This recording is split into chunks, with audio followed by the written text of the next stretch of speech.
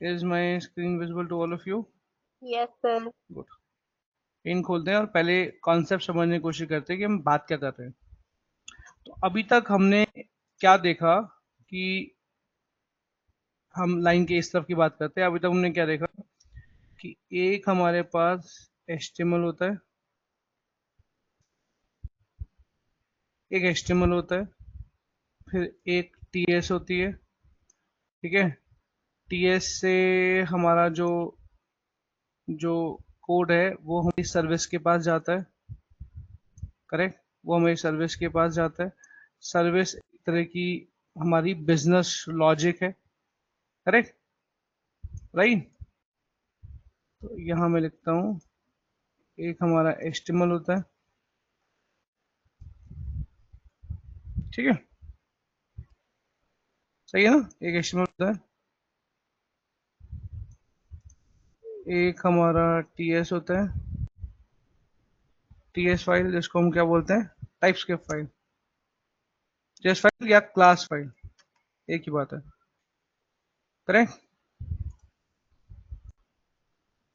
TS file, class file. और एक हमारी होती है, TS फाइल से कहाँ जाता है हमारा लॉजिक, कहाँ होता है हमारा बिजनेस लॉजिक, हमारी हमारी Service. सर्विस फाइल में, सर्विस फाइल में। ठीक है, जहां पर हमारा क्या होता है, बिजनेस लॉजिक होता है, यह हमारा बिजनेस लॉजिक होता है, बिजनेस लॉजिक। ठीक, ये हमारा HTML होता है।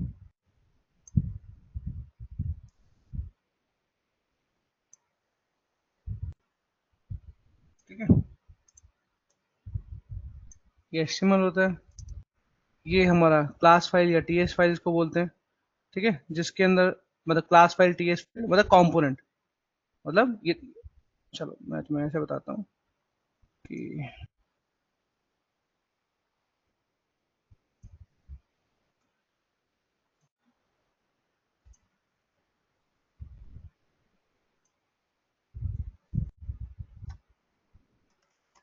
कंपोनेंट ये हमारा होता है कंपोनेंट। ठीक है, क्लियर है।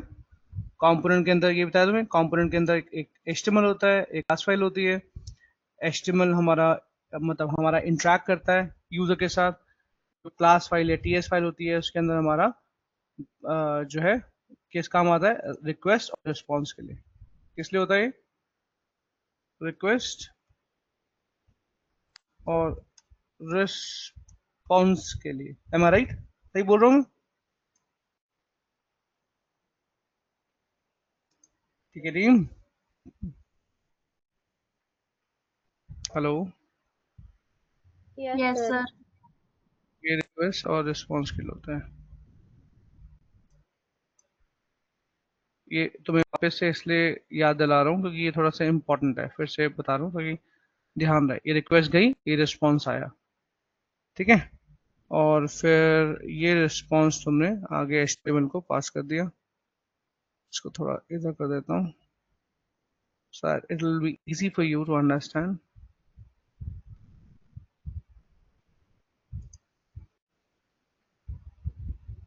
यहाँ से रिक्वेस्ट TS को गई, TS से रिक्वेस्ट आगे बिजनेस लॉजिक तुम्हारी सर्विस को गई, है ना। और ऐसे ही रिस्पॉन्स जो है, ऐसे ही रिस्पॉन्स जो है तुम्हारा बिजनेस लॉजिक से रिस्पॉन्स वापस आया क्लास फाइल में, एंड वहां से HTML पे चला गया। ठीक है, ये हो गई तुम्हारी सर्विस। तो ये तो हो गया फ्रंट एंड पार्ट। इस पूरे को हम बोलेंगे फ्रंट एंड। क्या है ये, Front end. Front end. Front end.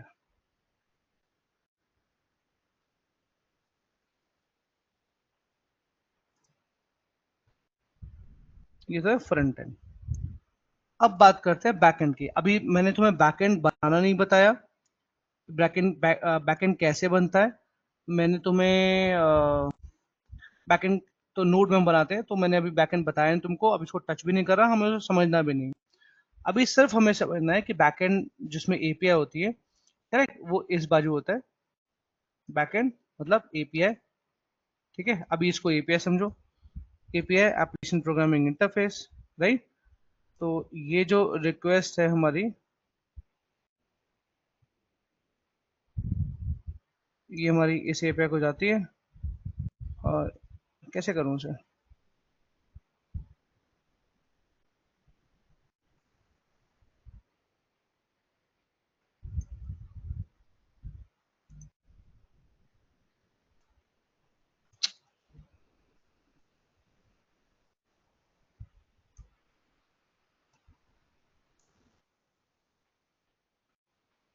ये बैकएंड हो गया। मैं फिर रिपीट करता हूँ, मैंने तुम्हें बैकएंड नहीं बताया है, करेक्ट। बैकएंड मतलब तुम्हारा एपीआई, तुम्हें कोड नहीं बताया है कि क्या होता है एपीआई कोड, कैसे करते हैं एपीआई कोड, राइट। सो एपीआई, ठीक है। तो अभी मैं क्या करूंगा, तो मैं तुम्हें कैसे एपीआई कैसे समझाऊंगा तुम्हारे को, फिर मैं, तो मैं क्या करूंगा, एक डमी, डमी नहीं सॉरी, एक एपीआई ले लूंगा, करेक्ट, जो ऑलरेडी बिल्ड है किसी टेक्नोलॉजी के अंदर, ऑलरेडी बिल्ड है, तो उसको सिर्फ कंज्यूम करेंगे हम सर्विस के अंदर, ठीक है। और ये जो एपीआई है, बैकएंड है हमारा, ठीक, ये कहाँ से डेटा उठाता है, ये डेटा कहाँ से लेता है, सर्विसेज। बोलो बोलो, ये बैकएंड हो गया, बोलो जल्दी बोलो, ये कहाँ फ्रंट से, एंड सेम नहीं नहीं ठीक से बताओ, कहाँ से लेता है डेटा ये, सर्विसेज।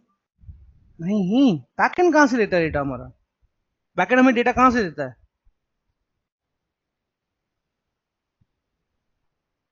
भूल जाते हो, कोई बात नहीं, मेरा काम भी तुम्हें बार बार याद दिलाना है, डोंट वरी। तो फिर से बताओ, बैकएंड कहाँ से देता है डेटा,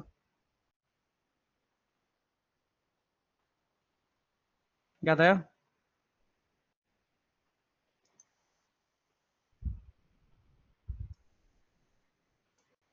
याद आया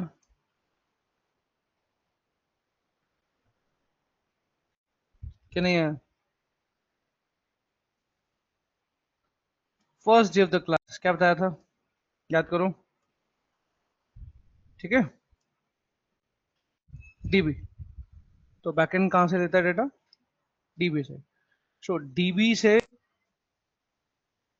से क्या बताया तुमको मैंने, कैसे करते, फिर से सुनो, कि सर्विस पे पहुंचे, सर्विस जो आगे बैकएंड को पास कर देगा रिक्वेस्ट, करेक्ट, ये रिक्वेस्ट हमारी जाएगी डेटाबेस के अंदर, ये एरो दिखाया ना, डेटाबेस के अंदर, डेटाबेस वेरीफाई करेगा और बताएगा हाँ मेरे पास इससे रिलेटेड डेटा है, वो वापस करेगा डेटा, वो डेटा वापस जाके एपीआई में आएगा, एपीआई वापस करेगी सर्विसेज को, सर्विसेज वापस करेगी as a response TS file को, कंपोनेंट की टीएस फाइल को, क्लास फाइल को, करेक्ट, और वो आगे रिटर्न करेगी फ्रंट एंड को, एचटीएमएल को। ये फ्लो समझ में आया कि नहीं आया, नो सर। अच्छा कहाँ दिक्कत है इसमें बताओ,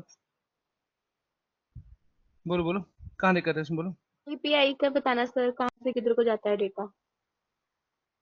शायद मैंने ये लिखा नहीं इसलिए तुम्हें दिक्कत आ रही है,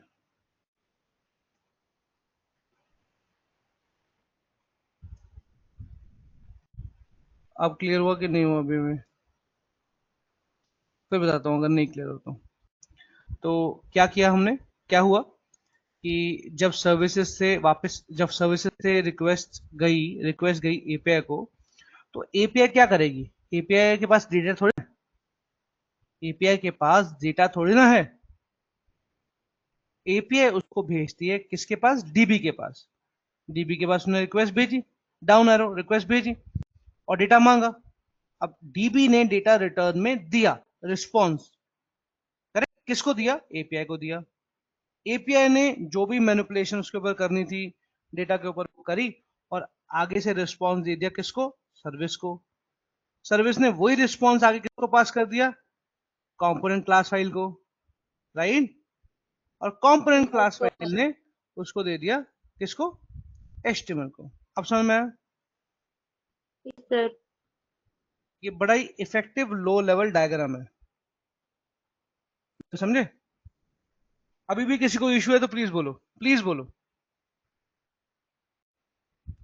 अब ये एपीआई बिल्ड हो सकती है, एपीआई प्रोजेक्ट हो सकता है किस किस में, टेक्नोलॉजी जरा काउंट करो, ये हो सकता है, मैं ओल्डर से शुरू करता हूँ, पीएचपी में बन सकता है, और किस में बन सकता है, जावा, स्प्रिंग बूट में बन सकता है, जावा स्प्रिंग बूट में बन सकता है,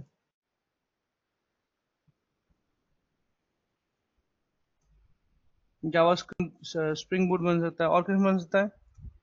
वेब सर्विसेज जो डॉटनेट की हैं, वेब सर्विस में बन सकता है, और एपीआई, डॉटनेट एपीआई,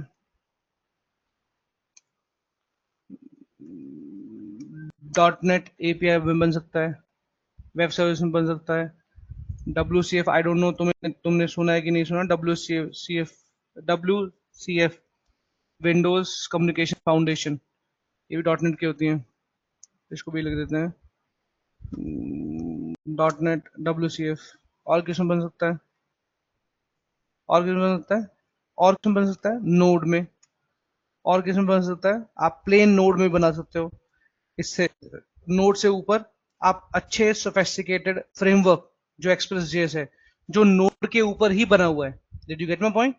नोड आपका रॉ एपीआई बनाता है, ठीक है। रॉ मतलब एपीआई तो रॉ ही होती है, मतलब एपीआई तो बनाता है, लेकिन कोई फ्रेमवर्क नहीं है। आप डायरेक्टली नोड में सिंपल एक सर्वर डॉट टीएस से स्टार्ट करके सारी एपीआई उसमें बना सकते हैं।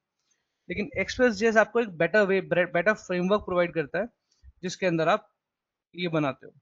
और इन सबसे सोफेस्टिकेटेड और सबसे इजी डेवलपर फ्रेंडली होता है नेस्ट जेएस। क्यों? क्योंकि इसमें आप बिल्कुल वैसे ही काम करते हो जैसे आप डॉटनेट में काम करते हो या जावा में काम करते हो। मेरी बात समझे कि नहीं समझे? समझे कि नहीं समझे? Yes sir. तो ये कुछ टेक्नोलॉजीज हैं जिनमें हम एपीआई बनाते हैं, मतलब बैकएंड अपना रेडी करते हैं। अब तुम एक क्वेश्चन पूछ सकते हो कि सर डायरेक्टली, ढंग से सुनना और ढंग से सोचना, I want you all to process your brain on this, कि यार हम एपीआई क्यों यूज करते हैं? मैं डायरेक्टली यहाँ सर्विस से डेटाबेस क्यों नहीं कॉल कर लेता? यहाँ से मैं डेटाबेस ही कॉल क्यों नहीं कर लेता सीधा यहाँ से? मुझे एपीआई की क्यों जरूरत है? बोलो, कोई है आंसर इसका? कोई है इसका आंसर?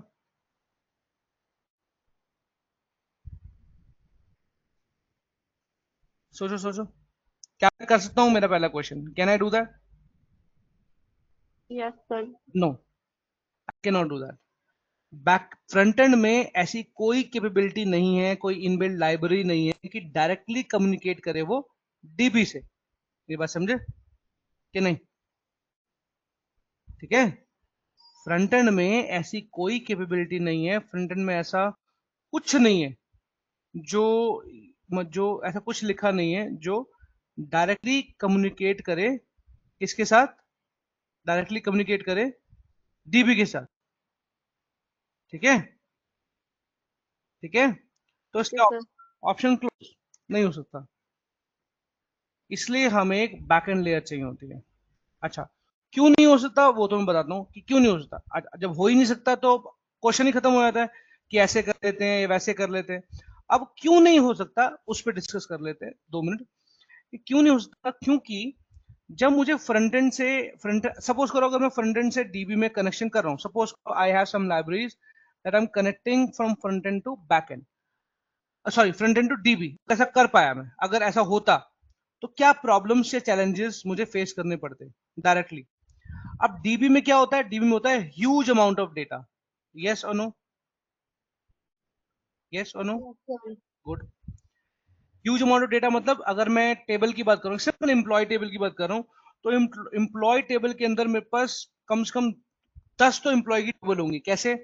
जैसे एक एम्प्लॉय की पर्सनल इंफॉर्मेशन के लिए, एक प्रोफेशनल इंफॉर्मेशन के लिए, एक हॉबीज के लिए, एक एड्रेस के लिए। क्योंकि एड्रेस में क्या होता है? एड्रेस में सिटी भी होता है, जिप कोड भी होता है, स्टेट भी होता है, कंट्री भी होता है, तो उसकी भी अलग टेबल बनती है। पर्सनल एम्प्लॉय की पर्सनल इंफॉर्मेशन की अलग टेबल बनती है, प्रोफेशनल इंफॉर्मेशन की अलग टेबल बनती है, राइट। हॉबीज की अलग टेबल बनती है, उसके प्रोजेक्ट की अलग टेबल बनती है। तो 5-7 टेबल तो मैंने तुम्हें यही गिना दी। तो डेटा होता है ह्यूज, डेटा होता है ह्यूज। और मुझे फ्रंट एंड पे क्या चाहिए? I might required only a personal information, yes और नो? या I might required only project related information, yes और नो?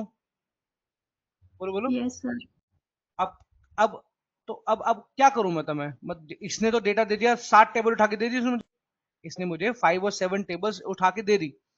अब फ्रंट एंड में अगर मैं स्टिंग करूंगा कि मुझे इस 7 में से सिर्फ एक ही टेबल चाहिए, करेक्ट, और उस एक टेबल में से भी अगर सपोज करो 10 प्रॉपर्टीज हैं, मुझे सिर्फ 2 ही दिखानी है या 4 ही दिखानी है। मेरी बात समझ रहे हो? मेरी बात सबको समझ में आ रही है? यस और नो? नो सर, दोबारा बता दो। दोबारा बता दो, ढंग से सुनो फिर से। बैकएंड के पास, अच्छा इसको इजी समझो, बैकएंड के पास ह्यूज डेटा है, करेक्ट, यस और no? Yes sir. Front end को लिमिटेड डेटा दिखाना होता है, यस और no? Yes sir. Front end को सारा डेटा तो नहीं दिखाना, उसे लिमिटेड डेटा दिखाना है। तो फिर लिमिटेड डेटा दिखाना तो मतलब सारा डेटा पहले फ्रंट एंड पे आ जाएगा और उस सारे डेटा में से लिमिटेड डेटा को फ्रंट एंड दिखाएगा। तो इससे तो फ्रंट एंड की स्पीड ही कम हो जाएगी, होगी कि नहीं होगी? ये कुछ ऐसा हो गया, ये कुछ ऐसा हो गया जैसे जैसे जैसे जैसे जैसे एक मिनट को, एक मिनट को,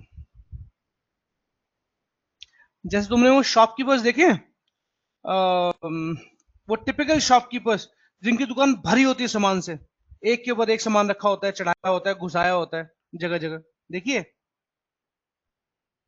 यस सर। अच्छा, अब वो शॉपकीपर में से अगर शॉपकीपर चला जाए और किसी और को ऑपरेट करनी हो शॉप, तो वो कर सकता है? बोलो बोलो, वो कर सकता है? Yes sir. नो, नहीं कर सकता ना। मैं तुम्हें अभी बोला, तुमने वो टिपिकल स्टेशनरी शॉप या शॉप देखी है, हर किसी के मोहल्ले में होती है, हर किसी के एरिया में होती है, वो शॉप देखी है जहाँ एक के अंदर एक सामान को घुसाया होता है, ऊपर रखा होता है, और वो अकेला शॉपकीपर सब काम कर रहा होता है, करेक्ट? तो वहां देखो तुम, जब लोग ज्यादा हो जाते हैं तो वो स्लो हो जाता है। क्यों स्लो हो जाता है?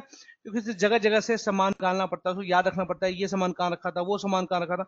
सामान बहुत ज्यादा है, लोग भी बहुत ज्यादा है, बंदा एक ही है, राइट? और अगर खुदा ना खास्ता अगर सपोज करो वो बंदा नहीं है, शॉपकीपर नहीं है शॉप पे, तो कोई और उस शॉप को नहीं संभाल सकता, किसी एंगल से नहीं संभाल सकता। क्यों? क्योंकि उसे पता ही नहीं है कौन सी चीज कहाँ रखी हुई है, राइट? तो शॉपकीपर हमारा फ्रंट एंड है और सामान हमारा डेटाबेस है।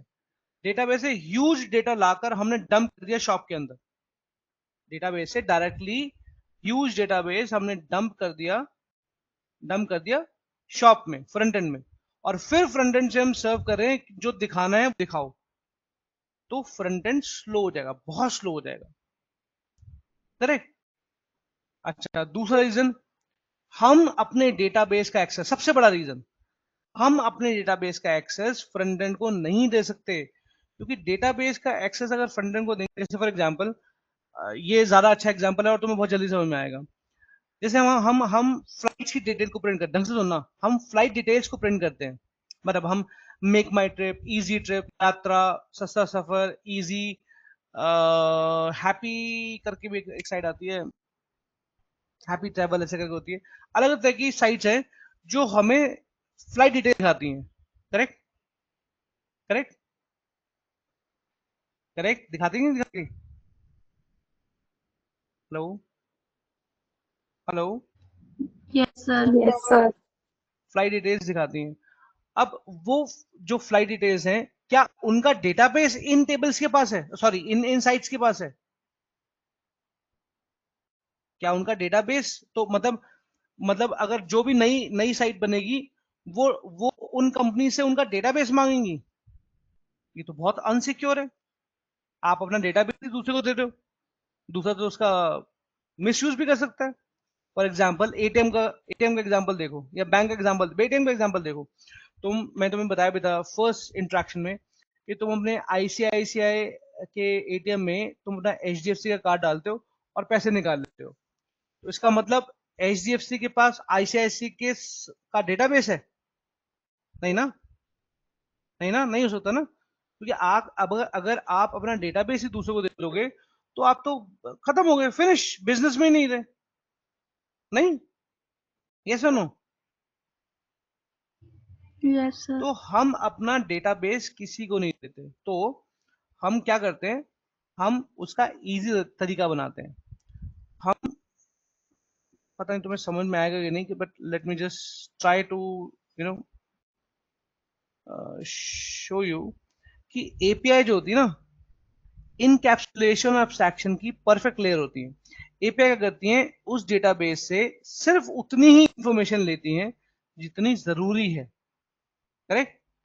पूरा डेटाबेस नहीं लेती, सिर्फ उतनी ही इंफॉर्मेशन लेती है जितनी जरूरी है, और वही फ्रंट एंड को सर्व करती है।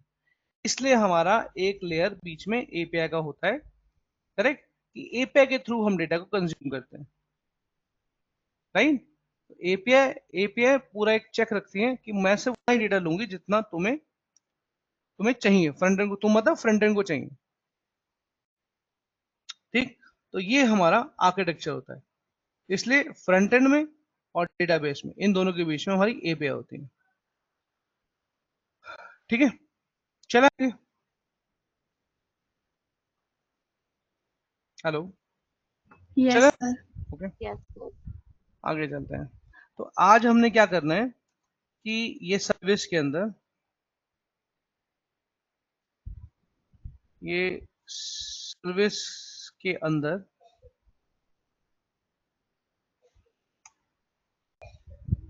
हम क्या क्या रखते हैं।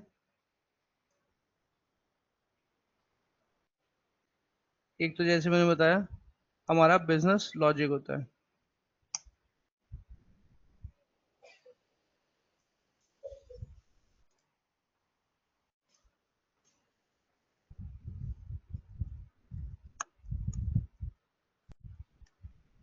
एक हमारा बिजनेस लॉजिक होता है। ठीक है। दूसरा, एपीआई के अंदर हमारा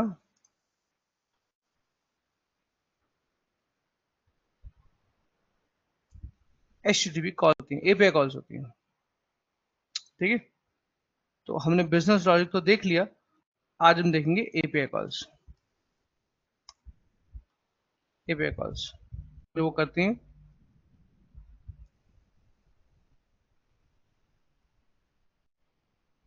दूसरा हो गया एपीआई कॉल्स जो वो करती हैं किसको, एपीआई को कॉल करती हैं और डेटा लेती हैं। ठीक है, आज हम वो देखेंगे। ठीक है। इसके बाद हमारा राउटिंग कॉन्सेप्ट बचा है, and then we jump on backend. आगे चलते हैं। मैंने अभी तुम्हारे हेल्प लिए ऑलरेडी एक प्रोजेक्ट बना लिया जिसका नाम है एपीआई कॉल्स। ठीक है। Now I am going into API calls. Yes, API calls इस प्रोजेक्ट में चला गया। अब इसको विजुअल स्टूडियो कोड में खोलता हूँ। खोल लिया। Now let me start.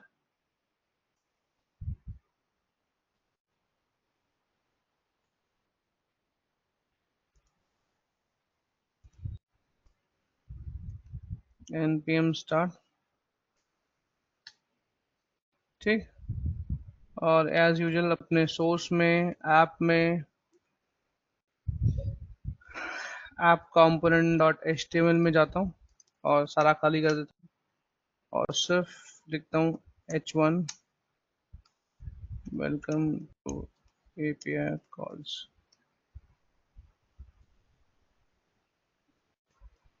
ठीक। चेक करते हैं कि रन कर रहा है कि नहीं।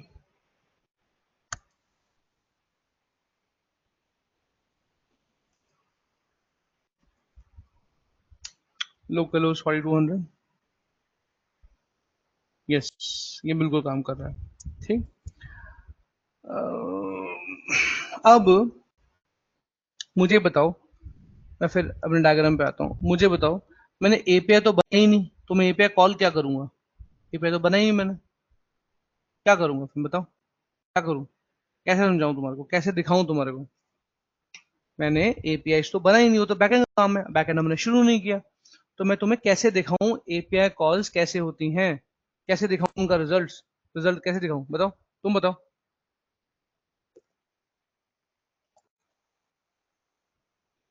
बोलो, नहीं बोलो, कैसे दिखाऊं? कोई तरीका, कोई वे, कोई shortcut? Hello? No idea. No idea, good. तो मैं काम करता हूँ, अभी सुना तूने फेक एपीआई, सुना? फेक एपीआई, फेक एपीआई, या सुना हो डमी एपीआई या temporary API? No sir. Okay, तो एक साइट है, मैं भी भूल गया, रुको, फेक एपीआई, हाँ ये रही, जेसन प्लेस ऑर्डर। तो ये एक ऐसी साइट है जिसपे फेक एपीआई ऑलरेडी बनी हुई है। बात समझ आ रही है मेरी, क्या बोल रहा हूँ मैं? फेक एपीआई ऐसे ऑलरेडी बनी हुई है, देख रहे हो? बनी हुई, ऑलरेडी बनी हुई है, समझे कि नहीं समझे? Yes sir. बैकएंड पे, बैकएंड की जो एपीआई है वो ऑलरेडी बनी हुई है, ये यूआरएल इसमें गए और तुम्हें जेसन में डेटा मिल रहा है, ठीक है? क्लियर है? तुम्हारी एपीआई बनी हुई है, तो हम इसको यूज कर सकते हैं यहाँ पर, बजाय खुद बैकएंड में एपीआई बनाने के, जो हम करेंगे जब बैकएंड स्टार्ट करेंगे। हम इसकी जगह पर फेक एपीआई यूज कर सकते हैं। फेक मतलब जो ऑलरेडी डमी एपीआई, फेक नहीं बोलना चाहिए, डमी एपीआई, जो ऑलरेडी एपीआई बना के किसी ने छोड़ी हुई है प्रैक्टिस के लिए, तो हम वो एपीआई यूज कर लेते हैं। इतना clear team? Did you get my point? Yes sir. Yes sir. Okay, then let's start. तो मैं एक और प्रोजेक्ट, सॉरी, एक और टर्मिनल खोलता हूँ। यहाँ मैं लिखता हूँ nggc यूजर या टू डू, टू डू, तो ये टू डू कंपोनेंट ऐड कर देगा।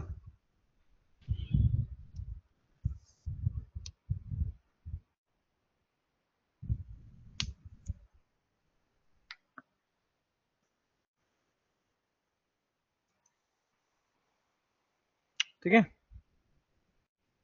अब मैं फटाफट अपना कंपोनेंट, पहले तो कंपोनेंट का जो सिलेक्टर है ये यहाँ पर डाल देता हूँ, ठीक है? और ऐप कंपोनेंट में मेरा जो टू डू कंपोनेंट है उसको ऐड कर देता हूँ, टू डू कंपोनेंट, ठीक है? ऐड हो गया, सेव किया।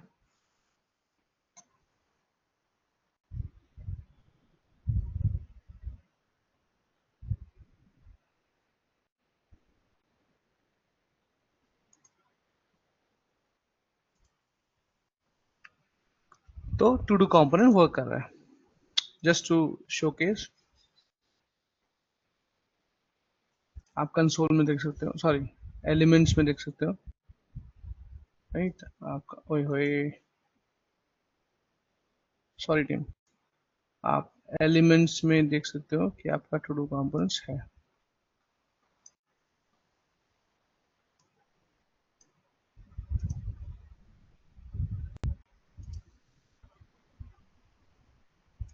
बॉडी, ये रहा ऐप रूट, ऐप रूट को खोलो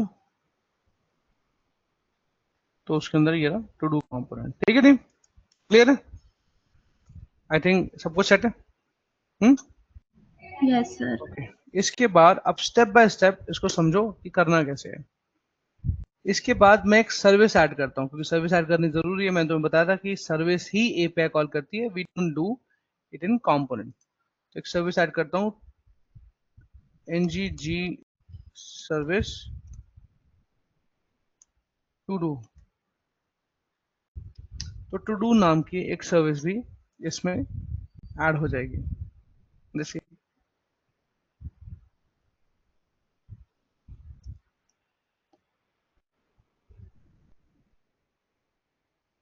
स्पेक फाइल को मैं डिलीट कर देता हूँ, अरे किसी काम की नहीं अभी। तो एक टू डू सर्विस भी कॉल हो गई। तो टू डू सर्विस में काम करना शुरू करते हैं, क्योंकि एपीआई तो इसमें हमने कॉल करनी है, ठीक है? तो यहाँ से शुरू करते हैं। तो सेव टाइम, मैंने कुछ स्टेप्स जो हैं इसके ऑलरेडी चैट जीपीटी से नोट किए हुए हैं, तो मैं तुमको वही दिखाता हूँ।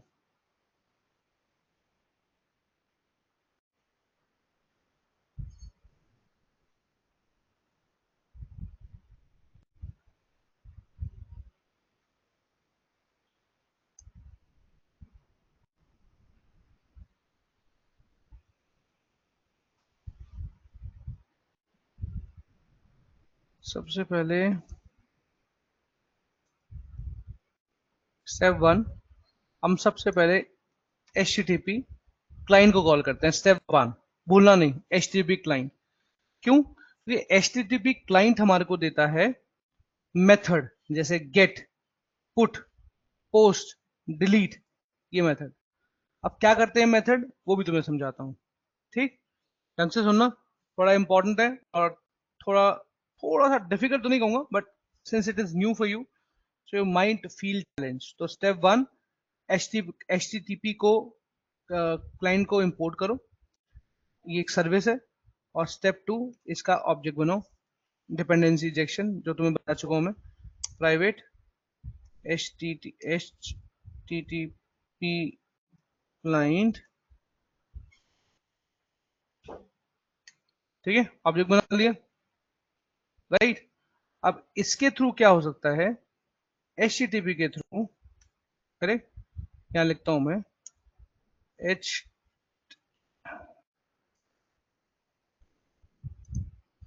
HTTP के थ्रू आप गेट, पुट, पोस्ट, डिलीट, ये फंक्शन कॉल कर सकते हो। अब तुम बोलोगे सर ये क्या है, गेट क्या है, पुट क्या है, पोस्ट क्या है, डिलीट क्या है, तो वो भी एक्सप्लेन करता हूँ। पहले भी गेट गेट एक्सप्लेन करता हूँ आपको, ठीक है, बाकी अपना धीरे धीरे जब हम बैकएंड पे काम करेंगे तो हमें समझ में आएगा। अभी गेट गेट बताता हूँ।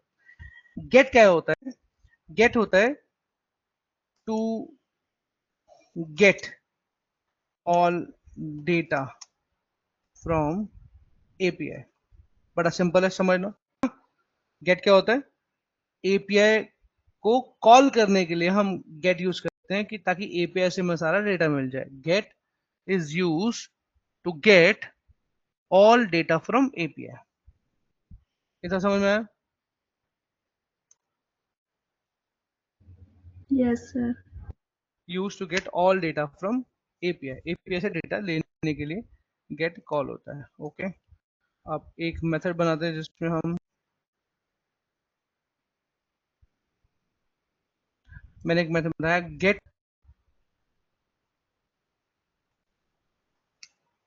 Gate to do, get to do, और मैं इसमें लिख रहा हूँ HTTP क्लाइंट, यही जो ऑब्जेक्ट लिया था ऊपर, HTTP क्लाइंट डॉट गेट, जो मैंने अभी तुम्हें समझाया, गेट, मैंने गेट मेथड कॉल किया और गेट मेथड कॉल किया और डेटा लिया। ठीक है, अब गेट डेटा कहाँ से लूंगा, तुम बताओ, कहाँ से लूंगा डेटा, कहाँ से लेना चाहिए मुझे डेटा, बोलो बोलो। API से। API से, तो क्या API का एड्रेस है, API का एड्रेस क्या है, API का एड्रेस क्या है, API का एड्रेस क्या है, बोलो बोलो। API का एड्रेस है ये, ठीक है, Jason place holder dot type code .com/todo, ये हमारी API का एड्रेस है। मैं कॉपी करता हूँ और यहाँ फंक्शन में आर्गुमेंट पास कर देता हूँ, फंक्शन में आर्गुमेंट को पास करता हूँ। HTTP क्लाइंट के पास गेट मेथड है, ठीक है, जो मैंने लिखा कि is use to get information और डेटा फ्रॉम API। तो मैंने वही किया कि गेट मेथड कॉल किया, ये सारी इंफॉर्मेशन लेगा, लेकिन कहाँ से, वो मैंने API का एड्रेस पास कर दिया, यहाँ से मुझे सारी इंफॉर्मेशन गेट करके दो। ये बात समझ में आई, यस और नो? Yes, sir. कोई डाउट, कोई परेशानी, कोई anything that you want me to repeat, बताओ बताओ। ये जो आपने HTML में टाइटल करके लिखा था ना, वो समझाना एक बार। टाइटल HTML में लिखा था कहाँ, बोल बोलो। API कॉल वाला। HTML में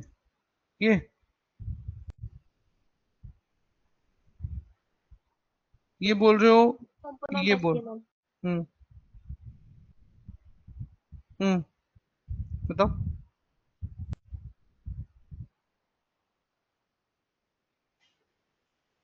sir to do component HTML में। हाँ यही तो करते हैं हम, भूल गए?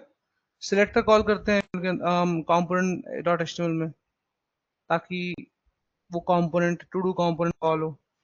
ये जो जो मेरा जो टू डू कंपोनेंट है, इसका सिलेक्टर नेम है ऐप टू डू। ठीक है, टीम ठीक है?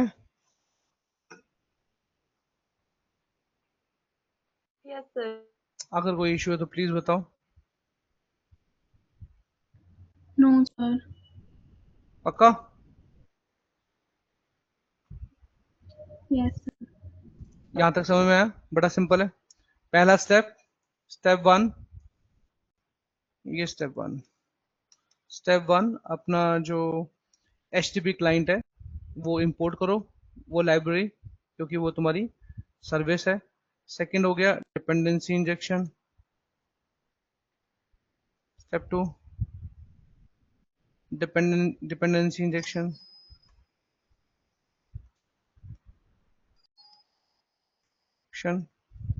स्टेप थ्री, मेथड बनाओ।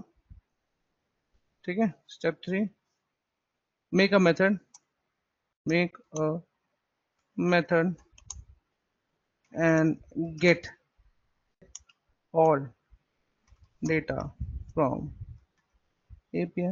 सिंपल है। ठीक है, 3 स्टेप में काम खत्म, 3 स्टेप में काम खत्म। अब वापस चलते हैं अपने डायग्राम पर। अब मैंने एपीआई को यहाँ पर कॉल कर लिया, ठीक है, और उससे डेटा ले लिया। अब मुझे क्या करना चाहिए? बोलो बोलो। मैंने एपीआई से डेटा, एपीआई को कॉल किया, उससे डेटा ले लिया, अब डेटा मेरे सर्विस के अंदर है। अब मुझे क्या करना चाहिए? What is my next step? What should be my next step?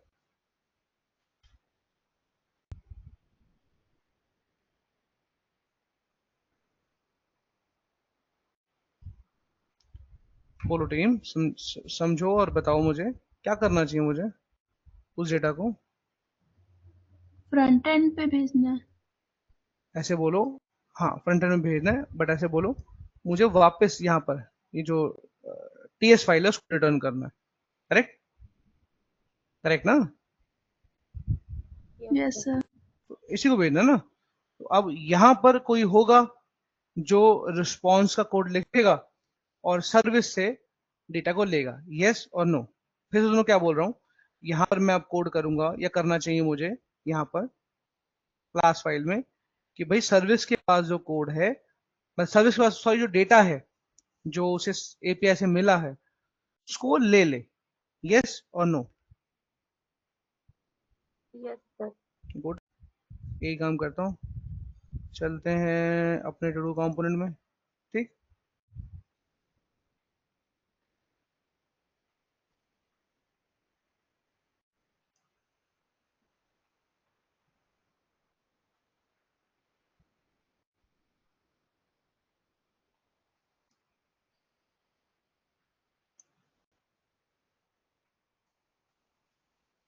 यहाँ पर पहले कंस्ट्रक्टर नहीं है तो कंस्ट्रक्टर कॉल कर लो, फिर एनजी कॉल कर लो। अभी चलो एनजी तुम्हें मैंने बताया भी नहीं है, समझाया भी नहीं है। I didn't tell you ngOnInit, मैंने नहीं बताया ना अभी तो तुमको ngOnInit. No sir. No sir. छोड़ दो, तो नहीं बताता इसको, कमेंट करते हैं।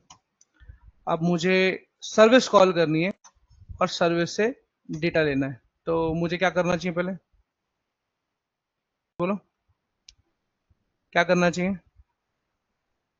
कंपोनेंट के अंदर, कंपोनेंट टीएस के अंदर एज पर द डायग्राम भी तुमने ही बताया मुझे कि यहाँ पर हम जो टीएस में कोड लिखेंगे कि भाई सर्विस का डेटा हमें दे दो, सर्विस से डेटा ले लो, सर्विस से सारा डेटा ले लो।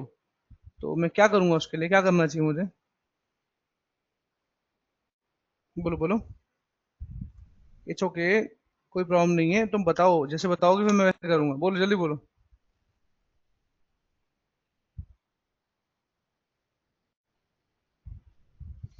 मुझे यहाँ पर सर्विस कॉल करनी चाहिए, करेक्ट है? यस और नो? मुझे यहाँ पर सर्विस कॉल करनी चाहिए, ठीक? यस और नो? Yes sir. मैं यहाँ पर सर्विस कॉल करूंगा, मैंने वही काम किया, सर्विस का एक ऑब्जेक्ट बना लिया, टू डू सर्विस, और जो जो टू डू सर्विस टाइप है, और मैं उसे डिपेंडेंसी इंजेक्शन के थ्रू कॉल कर रहा हूँ।